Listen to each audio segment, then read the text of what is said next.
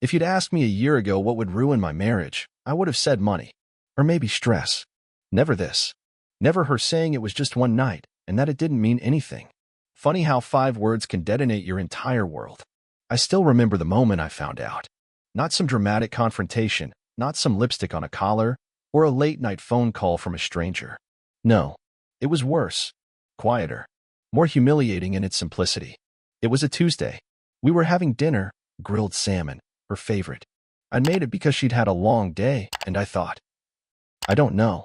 I thought maybe we were okay. She was quiet, but she was always quiet after meetings with her boss. I remember passing her the peppermill, and that's when she said it. I need to tell you something. My heart didn't even speed up. I didn't flinch. I had no idea the ground was already splitting beneath me. She didn't cry. Didn't even look particularly guilty. Just stared down at her plate and said, it was just one night.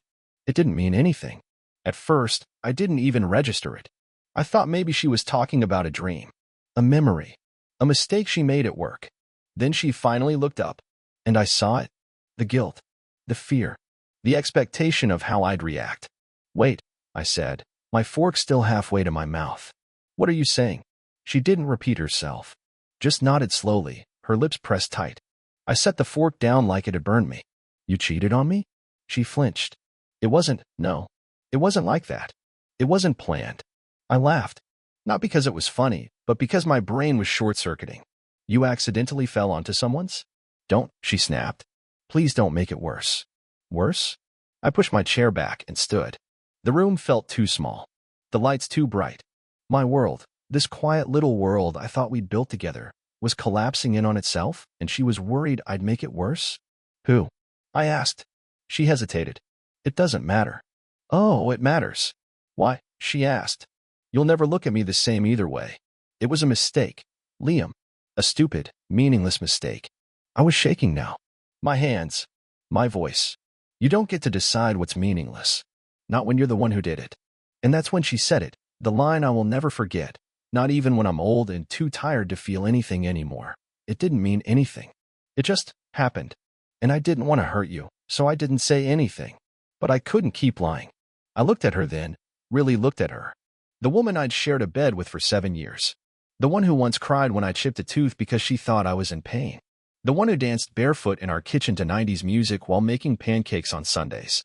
She was right in front of me, but I didn't recognize her anymore. She had become someone I didn't know. Someone capable of betrayal and then minimizing it like a spilled glass of wine. I didn't scream. I didn't throw things. That would have been easier. Cleaner. Instead, I walked to the sink, ran cold water over my hands, and asked her, do you love him? Her silence was my answer. And that was somehow worse than a yes. She didn't cry that night. That part still messes with me. I always thought if something like this ever happened, if she ever confessed to something that gutted me, there'd be tears. An apology on loop.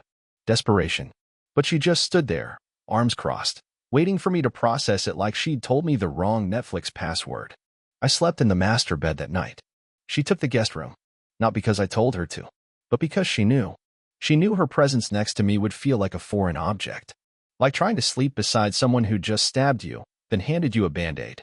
I lay there, staring at the ceiling fan spinning in slow, useless circles, wondering how many nights she'd come home to me with him still on her skin. I wondered what lies she told herself to justify it. Maybe something simple, like, it's over, it's done, no one needs to know. Or maybe something colder. Something about how I'd never notice. God, was she right? Had I really been that blind? No, not blind. I'd noticed things. I just didn't want to believe what they meant. The extra long showers. The sudden shift in her wardrobe, more lace, more perfume. The phone she started keeping face down, charging it in the kitchen instead of next to the bed like she used to. All these red flags, and I folded them into paper cranes. I woke up before dawn, unable to stand the silence. I walked into the kitchen, and there she was, sitting at the table in one of my hoodies, like nothing had changed. Like we were still us. She had a mug in her hands, but I could tell she wasn't drinking. Just holding on to it like it was something real in a moment where everything else was slipping. She looked up. You didn't sleep. Neither did you. She nodded once. A long pause stretched between us. I broke it first.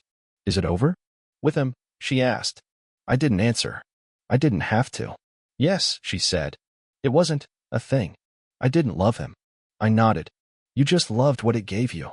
She winced like I'd slapped her. Liam, no. I cut in. Don't say my name like you miss me.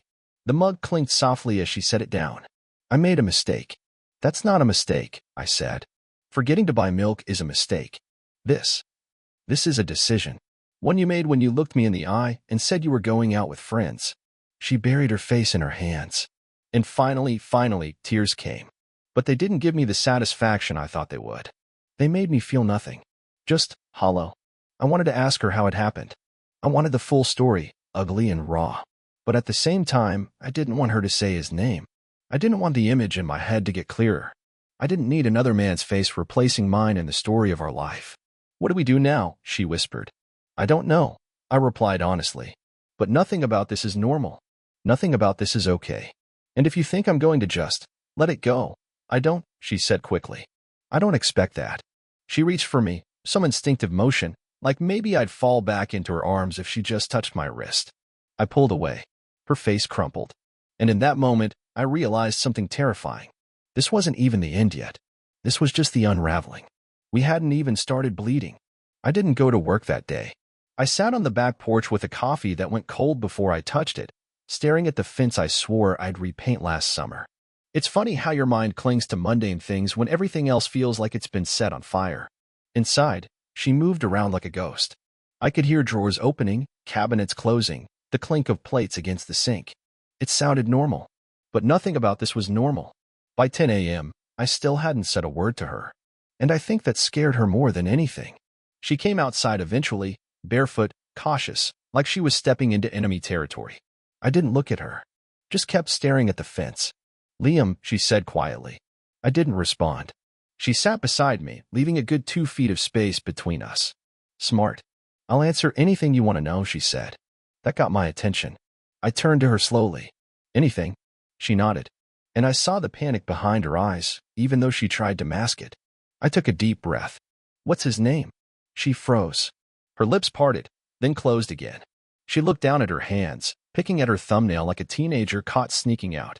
Does it matter? She whispered. Yes, I said.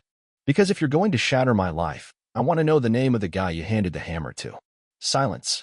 Then Jason. My stomach turned. Not because I knew the name, but because I didn't.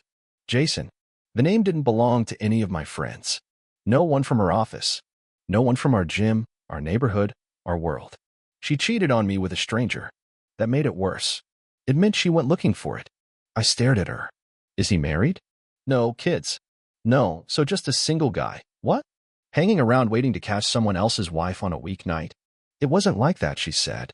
He didn't even know I was married at first. I laughed bitterly. Of course not. Why would you mention the husband at home, right? She flinched. I told him, she said, quieter. Eventually. He was upset. Said I should go home. That it wasn't fair. I wanted to believe that. I really did. But her eventually was doing a lot of heavy lifting. I stood and paced across the porch. My chest felt too tight. My skin itched with the urge to throw something, to break something, to make her feel the kind of chaos she'd injected into my bloodstream. Instead, I asked, did you sleep with him more than once? No. I turned. I sharp. Don't lie. I'm not, she said quickly. It really was just once. I stared at her for a long moment. Then I asked the question that had been clawing at me since last night. Why? She blinked. I mean it, I said. Why? Were you bored? Were you mad at me? Were you trying to prove something to yourself? What was it? She swallowed. I felt invisible. That stopped me. She looked up, her voice trembling now. I felt like I was fading in my own life. Like I was just a routine. We had become so comfortable, so predictable. You didn't see me anymore. I didn't see you? I repeated, my voice rising. I came home to you every night. I made dinner. I kissed you goodnight. I asked how your day was even when mine sucked. But I didn't see you. She started crying then. Ugly, silent tears that slipped down her face without fanfare. I'm not saying it was your fault, she whispered. I'm just saying. I was lonely. Lonely. That word broke something in me. Because I had been lonely too. I'd felt the distance. The silence between conversations. The absence of spontaneity, of spark. But I never left. I stayed. I fought. I kept showing up. She gave up. That's the difference. She gave up on us quietly, then blamed the silence like it had come from nowhere. That night, She tried to apologize. Not just words this time. She made dinner. Chicken marsala, my favorite.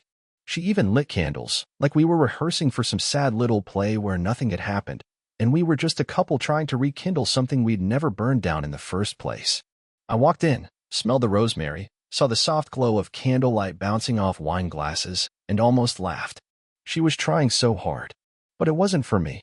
It was for the version of me she still wanted to exist, the man who would accept her guilt-wrapped apology and let it pass through him like a breeze. I stood in the doorway. She looked up, nervously brushing a strand of hair behind her ear. I thought we could talk. Over dinner. Talk about what? I asked. How the chicken turned out. Or how you managed to rip a hole in my reality without even flinching. Her smile faltered. Liam, please. I sat, not because I forgave her, but because I needed to understand what the hell she thought she was doing. She poured wine. Told me she'd been thinking.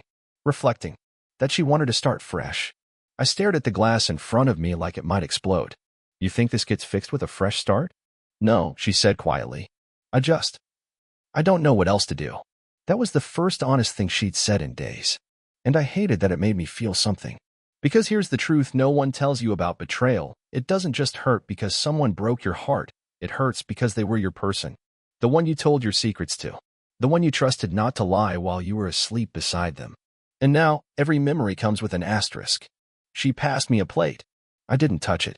Instead, I asked the one question that had been pulsing behind every breath since this started. Did you think about me at all? She blinked. That night, I clarified. Did I even cross your mind? My face? My name? The life we built together? She looked at me like I just asked her if the sky was blue. Of course I did. I waited. Then why? I was drunk, she said quickly. It wasn't planned. He kissed me, and you let him. Her face crumpled again. Yes. I stood. You didn't trip and fall into him, Emma. You let him. She nodded, lips pressed tight, tears catching on her lashes. I walked to the sink, gripped the edge so hard my knuckles turned white. I was planning our anniversary trip that night, I said without turning around. I was researching places in Maine you said you always wanted to see. While you were with him. Her breath hitched. Good. I needed her to feel it. Because this wasn't just a mistake. This wasn't just about sex or attention or feeling invisible. This was a choice to walk out of the life we made together and then waltz back in like it was still hers. And what scared me more than anything, I didn't know if I wanted her to stay or leave. That was the truth. Part of me still wanted to fix it. The other part wanted to destroy everything she touched. 2 days after the fake candlelit dinner, I got a message. Blocked number. No name. Just one line. You deserve to know who she really was with. It hit like a gut punch I wasn't braced for. My first thought? Jason. But something about the wording was with past tense, deliberate, told me this wasn't Emma's guilt showing up late to the party. This was someone else. I stared at the message, thumbs hovering over the screen. I could have ignored it. Should have. God knows I was already drowning in theories and suspicions. But curiosity's a funny thing. It doesn't whisper. It screams. So I typed back. I already know his name. The reply came instantly. You don't know the whole story. Meet me. Tomorrow. 6 p.m. Riverside Park, by the old carousel. What kind of thriller movie nonsense was this? I almost laughed it off. Almost. But something stopped me. Something in my gut, the same instinct that told me she was cheating long before she admitted it, told me this mattered. So I went. I didn't tell Emma. Just said I had errands. She barely looked up from her laptop, probably glad I was giving her space. Riverside Park. It was almost empty. A gray sky threatened rain. The carousel stood still and silent, like some forgotten relic of a happier time. I stood there for a minute, hands in my jacket, heart pounding like I was walking into something I couldn't walk back out of. Then I saw her. Mid-30s. Black coat. Blonde hair pulled back. She was standing beside the bench like she didn't want to sit, like she wasn't sure how long this moment would last. She saw me and nodded. You, Liam. Who are you? Her eyes were sharp, but not cruel.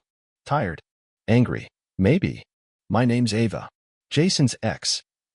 And just like that, the ground shifted. Ex. She nodded. We were together for 4 years. Lived together. I thought we were going to get married. I didn't say anything. Just let her keep going. I found out about Emma 6 months ago. The air went still. You're telling me this went on for 6 months? She hesitated. At least. I felt like I'd been punched in the throat. My knees went weak. The world tilted a little to the left. She said it was just one night. Ava gave a short, humorless laugh. That's what they say when they still think they have a shot at redemption. She pulled out her phone and handed it to me. I saved the messages, in case I ever needed them. I scrolled through texts I was never meant to see. Emma, my wife, writing things like, can't wait to feel you again. He suspects nothing, and don't say my name out loud. Not even in a whisper. I couldn't breathe. They used to meet at hotels, Ava said. Cheap ones, mostly. He made her pay. Said he didn't want to use our joint card. He's scum. I left him. I handed the phone back, hand shaking. My mouth was dry. Why are you telling me this now? Ava looked me dead in the eye. Because I saw her with him again last week. And I figured, maybe you deserve the truth, since she won't give it to you. Last week. She nodded. Your anniversary, right? I almost vomited. The same night she gave me that handwritten letter. The one where she said she wanted to try again. Said she missed us. She'd written it after sleeping with him. I thanked Ava, though it felt hollow coming out of my mouth, and walked away before I could completely lose it in front of a stranger. Back home, Emma was on the couch, scrolling Instagram, acting like she still belonged in the life she broke. Hey, she said, smiling like she hadn't just lit me on fire. You're back early. I stared at her for a full 10 seconds before saying, calmly, I know it wasn't just one night. Her smile cracked. She blinked, processing, calculating. Liam, don't, I said, raising a hand. Not this time. I'm done playing the dumb, loyal husband. You saw him last week. Her mouth opened, closed. Panic rushed into her face like a wave breaking. I can explain. No, I said, stepping closer. You can't. And don't bother trying. I saw the texts. All of them. The room went dead quiet. She sat there, frozen. The color drained from her face. And I swear to God, the only thing I could think in that moment was, this isn't the end. This is just where I stop playing nice.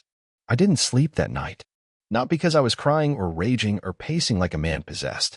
That had already passed. No, I stayed awake because my brain had flipped a switch. I wasn't mourning her anymore.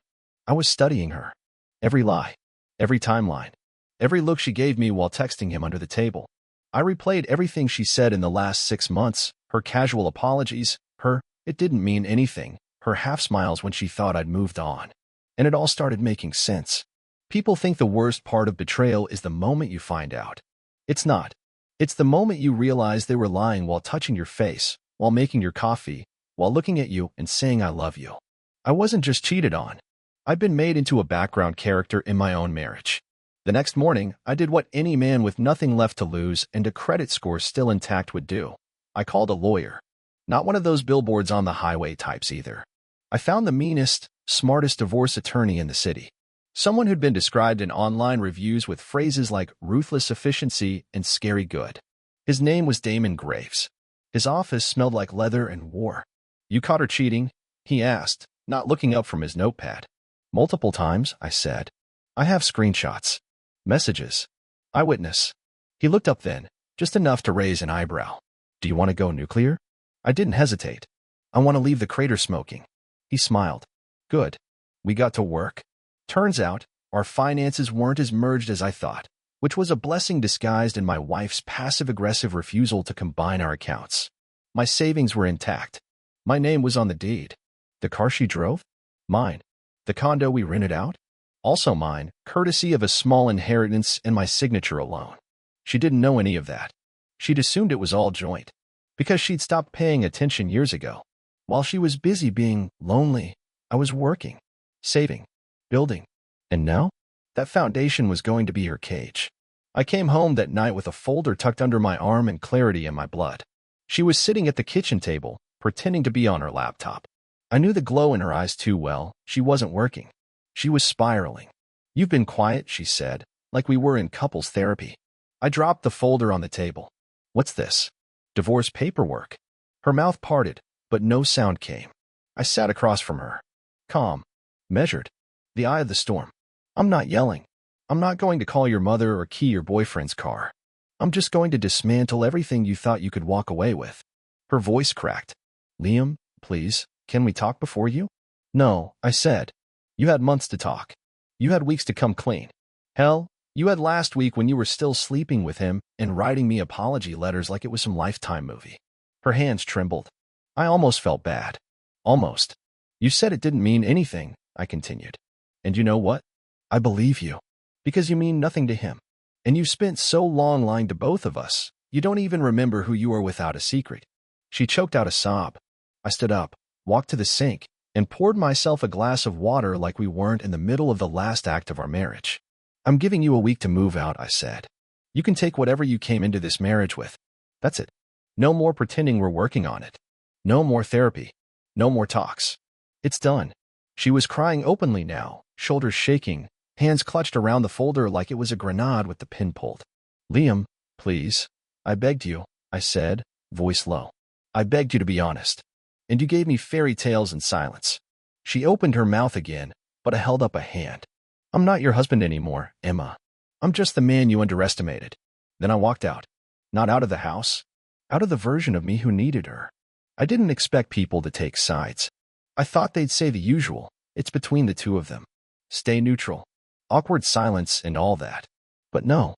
Turns out, when someone plays the victim for years and the mask finally slips, people notice. Word spread fast. I didn't leak it. I didn't post screenshots or go nuclear on social media. But Ava didn't have that kind of restraint. She posted a photo. Just one. A blurry shot of Emma and Jason at a hotel bar. His hand on her leg. Her mouth near his ear. The timestamp was all people needed. The caption? Some people cheat. Some people cover. Some people get caught. The comment section was a funeral procession for Emma's reputation. Friends we used to double date with? Gone. Her coworker Amanda, who used to tell me how lucky Emma was, left a fire emoji and a yikes. Her own cousin DM'd me with a dude. I'm sorry. We all saw it coming but didn't want to interfere. Even her yoga instructor unfollowed her. It was brutal. But what really sent her spiraling was the one person she never expected to lose. Her sister. I hadn't spoken to Lauren in weeks. We'd always been polite, but she kept her distance. Not out of malice, just that normal, arm's-length sibling relationship most in-laws maintain. Until she called me. Liam, she said, I just wanted you to know. I had no idea about any of it. If I had, I wouldn't have let it go on. I'm ashamed. I didn't know what to say. Then she added, I'm staying with her for a few days. But I'm only doing it because someone needs to make sure she doesn't implode. She's a mess. Keeps asking why everyone's turning on her. She really doesn't know? I asked. She doesn't get it, Lauren said. She thinks people are punishing her for one mistake. She doesn't realize it's the way she did it. The lying. The pretending. The gaslighting. That word hit different. Because that's what it was. Emma hadn't just cheated, she'd made me question myself. My instincts. My sanity. That night, I got a text from her. No, hi. No, hope you're okay. Just, did you tell Ava? I stared at the screen. And for the first time, I saw her clearly, not as my wife, not as the girl who danced barefoot in our kitchen, but as a woman who couldn't handle consequences. I didn't reply. I let the silence do the talking. 3 days later, her sister showed up at my door. Lauren looked tired. Worn down. She's not eating, she said. She won't leave the apartment. She's spiraling. I stood in the doorway, arms crossed. Why are you telling me? Because she won't stop asking about you. She should stop.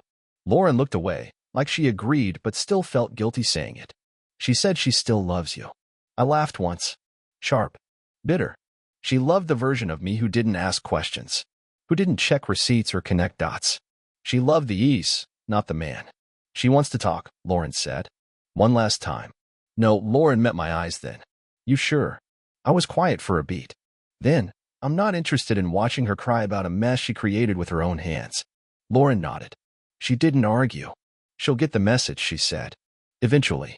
Before she left, she turned and said something I didn't expect. You're a better man than I thought, Liam. I'm sorry I didn't see it before. I didn't say anything. I didn't need to. The worst part about betrayal isn't the break. It's that everyone can hear the echo. And once that sound ripples out, you can't control who listens. Emma thought she could manage the fallout, smile her way through it, shrug it off as a rough patch. But no one was clapping anymore. The show was over. I should have seen it coming. The one last conversation she begged for. It was always going to happen. Emma was never the type to let go quietly. She texted again, then emailed, then called. I ignored them all. Until the letter came. A real letter. Ink on paper. My name in her handwriting across the envelope. Something about that hit differently, like a relic from a time when her words meant something. I almost threw it out. Almost. But I read it. It wasn't an apology. It was a pitch. A plea disguised as nostalgia, wrapped in old memories. Soft-focus recollections from our first trip together. Our inside jokes. How we danced in the rain after that concert in Chicago. How I carried her home after she twisted her ankle on the subway steps. Each sentence was a landmine. Then came the clincher. What we had was real. I know I broke it. But maybe if you still feel even a fraction of what we built, we can try. I'll do anything, Liam. Anything. I stared at that word, anything. It echoed in my head in her voice. A voice that used to melt me. That used to be home. Now it just felt off. She wasn't reaching for me. She was reaching for who I used to be. Before the truth. Before Ava. Before I saw the screenshots. Before the lawyer. I folded the letter and slid it back into the envelope. Didn't shred it. Didn't light it on fire. Just placed it in the drawer with the rest of the wreckage. That weekend, I got a message from her again. This time, it said, "I left something on the porch for you." I opened the front door half expecting a bomb. It was a photo album. Our wedding photos. A sticky note on the front read, "Maybe this will remind you of who we were." I didn't open it. Not because I didn't remember, but because I remembered too well. The way she smiled that day, so bright, so sure. And now? That same mouth had whispered things to someone else while lying to me in the same breath. I texted her back. One line. "Whoever died the night you lied with him." No reply. And yet, I knew it wouldn't be the end. Because cheaters don't let go of the people who made them feel whole. They just hope you're broken enough to let them come back. She wasn't done with me. But I was finished with her. And that scared her more than anything. It started small. A mutual friend, Jenna, texted me out of nowhere. "Hey, just wanted to check in. Heard you and Emma are going through it." Jenna and I hadn't spoken in months. Not since the barbecue where Emma spent the entire night glued to her phone, laughing at texts she claimed were from work. I replied, short and polite. "Yeah, appreciate it." Then Jenna sent this. "Weird. Emma said you cheated first." I stared at my phone so long the screen went black. Emma, who cried and begged and asked me to remember the good times, was now telling people I cheated? I didn't even feel angry. Just numb. That was her move? When she couldn't convince me to come back, she decided to rewrite the script. I didn't reply to Jenna. I just scrolled through my messages, saw a few more unread ones from people I barely knew. Acquaintances. Distant relatives. All with the same undertone. Heard some stuff. Is it true? Did you really? It was happening. Emma wasn't just trying to fix things anymore. She was trying to win the breakup. She'd gone full PR campaign mode. I called Damon, my lawyer. Told him everything. His response? "She's getting nervous. This is what people do when they realize the narrative's slipping out of their hands. Let her talk. She's digging her own hole." And she was. Because Emma was a lot of things, but subtle was never one of them. Within a week, it wasn't just mutuals she was talking to, it was my boss. HR pulled me into a meeting. "We're not here to accuse you of anything," they said. But someone sent an anonymous email alleging inappropriate behavior. Normally, we wouldn't even bring it up, but given that it includes your wife's name, I cut them off. "Ex-wife," I said. The HR rep blinked. "I see." I left that meeting cold. Not scared, furious. Because now it wasn't just about us. It was about my job, my reputation, my life. I didn't go home that night. I drove. Nowhere in particular. Ended up at a gas station an hour out of town, sitting in my car under the buzzing floodlights, staring at my own reflection in the windshield. And all I could think was, she's really trying to ruin me. Not just emotionally. Not just privately. Publicly. Because if she couldn't have me, she sure as hell wasn't going to let anyone else respect me. That's when I made the decision. I wasn't going to just survive this. I was going to end it. The next morning, I met Damon at his office. Sat across from him with a look I didn't recognize in myself. "Pull everything," I said. "Bank records. Texts. The stuff from Ava. Her emails. The messages she sent people about me. If she wants war, let's bring the fire." He leaned back in his chair, almost impressed. "This might get messy," he said. I nodded. "She's already covered me in blood. Might as well paint with it." And just like that, the final phase began. Because sometimes, the worst thing you can do to someone who thrives on control is take it away from them completely. We walked into court on opposite sides of the room. She wore white. I don't know if it was a statement or a joke, but either way, it was fitting. Because every liar thinks they can dress their guilt and innocence. I wore black. No tie. Just a plain suit and the weight of everything she broke. She avoided my eyes. Maybe because she thought if she looked at me, she'd remember who I was before all this.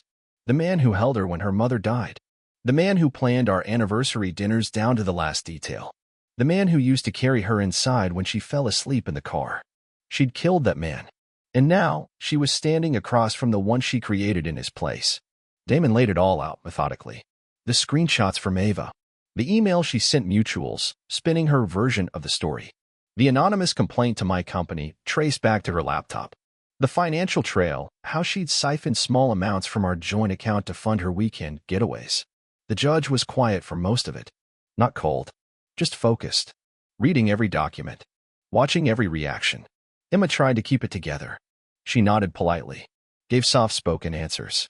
But when Damon presented the final piece, her email to Jason, dated the same night she wrote me her tearful "please come back" letter, her mask cracked. The subject line?